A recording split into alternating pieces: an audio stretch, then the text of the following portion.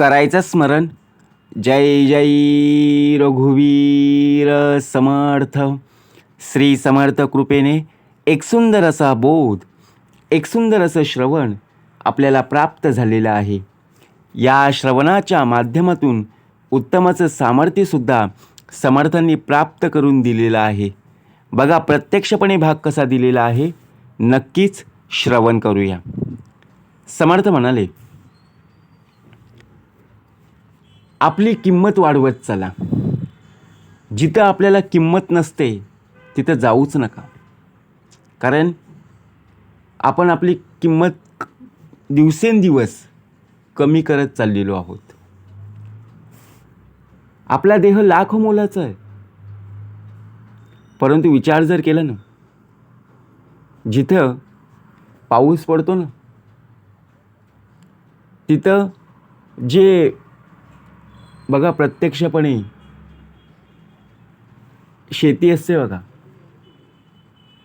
ते शेतामध्ये आपलं छोटंसं घर असतं झोपडीसारखं, परंतु त्या झोपडीला सुद्धा बंगल्याप्रमाणे राजवाड्याचं स्वरूप येत असतं. कधी लोकसुद्धा विचार करत नसतील,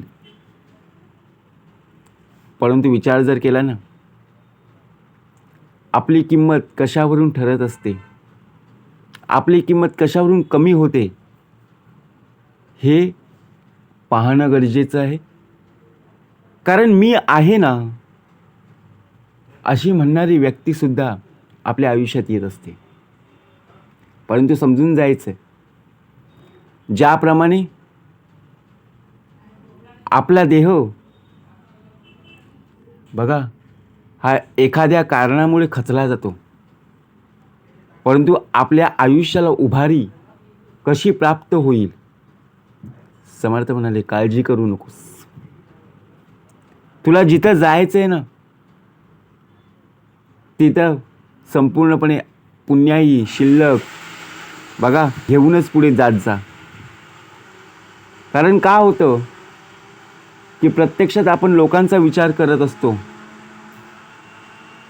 परंतु त्या विचारांमध्ये आपल्या संस्कारात आणि आपल्याला मिळालेली शिकवण कधीही विसरू नकोस. कारण आयुष्य हे एक विद्यापीठ आहे. यशस्वी व्हायचं तर अनेक रस्ते आहेत, परंतु खूप कष्ट आहेत. फक्त त्या रस्त्यावर चालण्याची तुझ्यामध्ये हिंमत असणं गरजेचं आहे. प्रत्येक पावलावर भगवंताचं स्मरण असणं आवश्यक आहे. आणि त्यामुळेच, त्या स्मरणामुळे, त्या भगवंताच्या बघा पूजेमुळेच आपल्या देहाची किंमत वाढत असते. मनाच्या कोपऱ्यामध्ये बघा घर करून राहणारी व्यक्ती जेव्हा मनाला टोचेल असं बोलते ना, तेव्हा खरंच खूप त्रास होत असतो. कारण आपल्या घरातील व्यक्ती ज्यावेळी नातेवाईक असतात बघा, आपण त्यांच्याशी उत्तम प्रकारे संवाद करायचो, ते आपल्याशी संवाद उत्तम प्रकारे करायचे. परंतु एके दिवशी काय झालं की मनामध्ये आपल्या ती व्यक्ती उत्तम प्रकारे होती, घर करून राहणारी व्यक्ती होती, परंतु तीच व्यक्ती जेव्हा एखाद्या कारणावरून बोलायला लागली, तेव्हा त्या व्यक्तीचे शब्द आपल्या मनाला टोचत गेले. त्रास होऊ लागला, परंतु आपण काही बोलू शकलो नाही. जर आपण बोललो असतो तो शब्दाला शब्द लागला असता आणि जिथे संवादाचं बघा वादामध्ये रूपांतर झालं असतं. पण बोललेले शब्द आपल्या मनाला लागले, खूपच त्रास होत गेला. बरोबर की नाही. समर्थ म्हणाले, काढून टाकणं हे प्रत्येक समस्येचं समाधान नाही आहे. आता विचार करा, आपल्या बाबतीतसुद्धा असं होतं. आपण रागाच्या भरात काहीतरी बघा आपल्या हातातलं फेकून देतो. एखाद्या वेळेला बघा काही समस्या होत असेल, अडचणी येत असतील, तर प्रत्यक्ष आपण काय विचार करतो, अरे हे काढून टाकलं पाहिजे.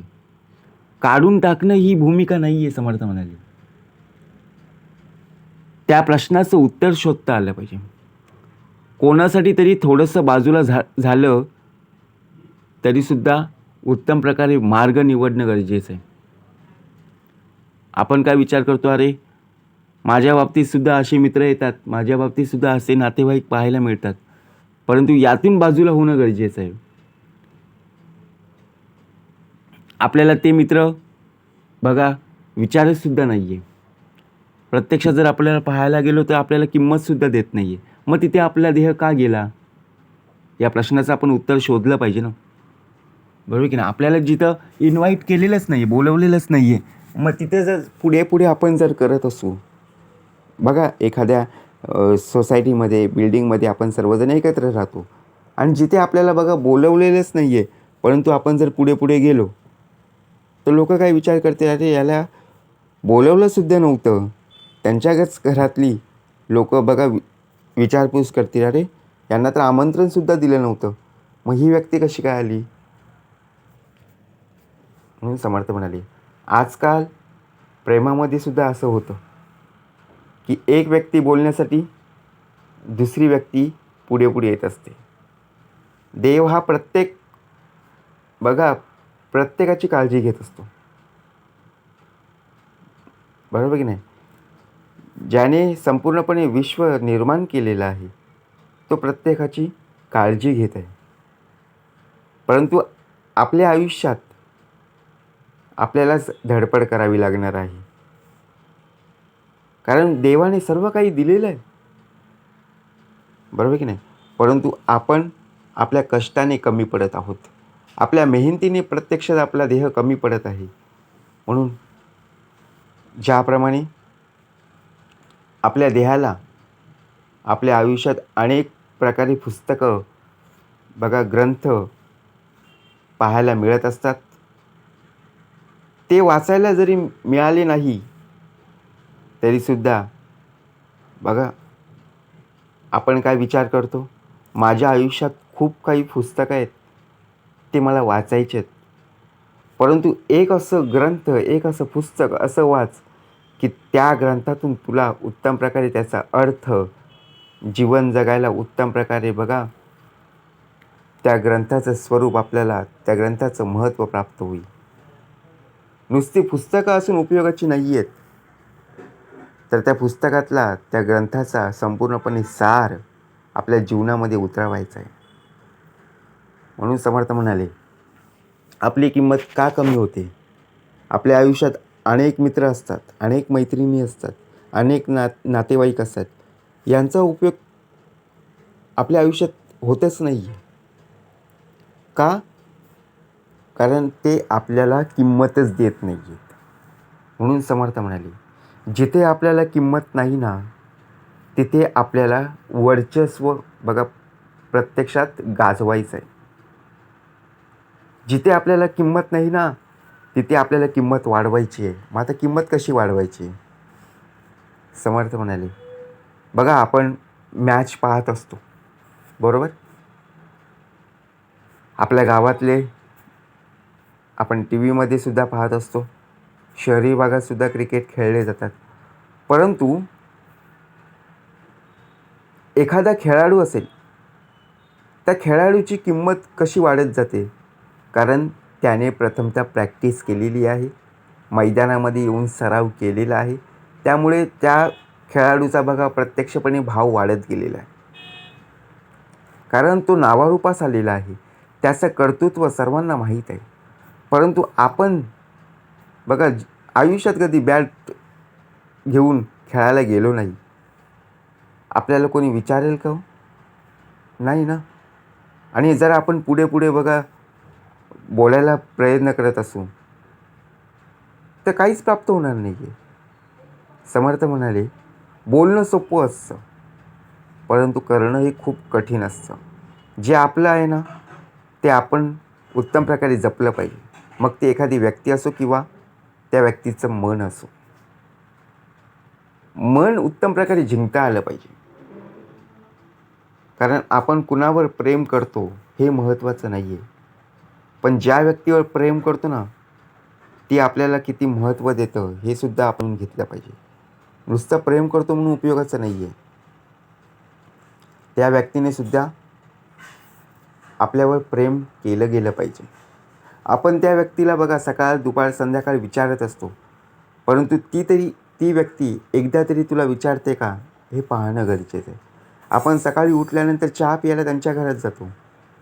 आपल्याला वाटते की आपल्याला खूप जण विचारतात, परंतु ती व्यक्ती आपल्या घरी येते का, हे पाहणं गरजेचं आहे. बरोबर की नाही? म्हणून प्रत्यक्षात आपण स्वतःहून आपली परीक्षा घेणं गरजेचं आहे. आपलं महत्त्व वाढवायचं आहे. बरोबर? म्हणून समर्थ म्हणाले की आपल्या आयुष्यात आहे ना, जिथे जायचं आहे, आपल्याला उत्तम प्रकारे प्रवास करायचा ना, तो उत्तम प्रकारे प्रवास करणं गरजेचं आहे. ज्या लोकांनी झिडकारलं आहे, ज्या लोकांनी तुम्हाला कमी लेखलं आहे, त्या लोकांना बघा, प्रत्यक्षात त्याच लोकांनी स्वीकारावं, एवढी प्रगती आपल्याला करता आली पाहिजे. लोकांनी आपल्याला का कमी लेखलं, अशा लोकांची नावं आपल्या डायरीमध्ये असणं गरजेचं आहे. आणि अशी प्रगती करा जेणेकरून तीच लोकं उभ्या आयुष्यात टाळ्या वाजवायला तुमच्या घरासमोर येतील. म्हणून खऱ्या प्रेमाची कदर करायला शिका. समर्थ म्हणाले, ही आपल्याला शिकवण आहे. प्राणीमात्रांवर दया करावी. परंतु आपण काय करत असतो? बघा, एखादं छोटंसं कुत्र्याचं पिल्लू असतं, ते उत्तम प्रकारे इकडे तिकडे बघा फिरत असतं, परंतु आपल्या हातामध्ये आपण दगड घेतो, काठी घेतो. अरे, त्यांनी तर काहीच केलेलं नाही आहे. बरोबर की नाही? ते मुके प्राणी आहेत. समर्थ म्हणाले, प्राणीमात्रांवर दया करावी. पशुपक्षी गुणवंत का? आपल्याला एवढी शिकवण असताना सुद्धा आपण चूक करत असतो. म्हणून खरं प्रेम करायला शिका. बघा, विचार करा. म्हणून समर्थ म्हणाले, चांगले विचार असणं गरजेचं आहे. आपला आवाज वाढवला म्हणजे समोरच्याला आपलं बोलणं पटेल, असा गैरसमज आपल्या मनातून काढून टाका.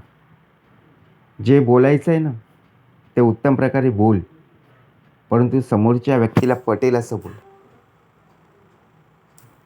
म्हणून समर्थ म्हणजे आपली किंमत ज्याप्रमाणे वाढवायची ना, त्यासाठी आपलं महत्त्वसुद्धा तितकंच वाढव. आणि सर्वात महत्त्वाचं म्हणजे बघा, संयम ठेवा. कधीकधी चांगलं घडण्यासाठी तुम्हाला वाईट काळातून जावं लागेल. त्यासाठी खूप वेळ लागेल, चालेल. परंतु आपल्याला एवढं माहिती आहे की आपल्या उभ्या आयुष्यात आपल्याला उत्तम प्रकारे चांगली संधी प्राप्त होईल. मग त्या संधीचं सोनं करण्यासाठी आपला देह तत्पर राहणं खूप गरजेचं आहे. त्यासाठी त्या वाईट काळातून बघा, प्रत्यक्षात आपला देह जरी प्रवास करत असेल तरी त्या भगवंताचं स्मरण जर तुझ्या मुखामध्ये असेल तर वाईट काळातून सुद्धा उत्तम मार्ग प्रत्यक्ष पाहायला मिळेल. म्हणून एखाद्या चुकीसाठी क्षमा करण्याइतकं चांगलं जरूर व्हा, पण पुन्हा त्यांच्यावर विश्वास ठेवण्याइतकं आपला देह मूर्ख होऊ देऊ नका. एखादी चूक आपल्या आयुष्यात होते, नाही अशातले भाग नाही आहे. बरोबर की नाही? होते, चूक मनुष्याकडून होत असते, परंतु ती चूक पुन्हा पुन्हा आपल्या आयुष्यात होऊ देऊ नका. योग्य वेळी चुकीच्या गोष्टीपासून स्वतःला दूर ठेवा, कारण अयोग्य वेळ आयुष्यामध्ये येत नसते. आपल्या मनामध्ये एवढंच विचार करायचं आहे, चांगली वेळ, वाईट वेळ प्रत्येकाच्या आयुष्यात येत असते, परंतु चांगली वेळ जेव्हा येईल तेव्हा त्या वेळेचं उत्तम प्रकारे संधीचं सोनं करता आलंच पाहिजे. जय जय रघुवीर समर्थ.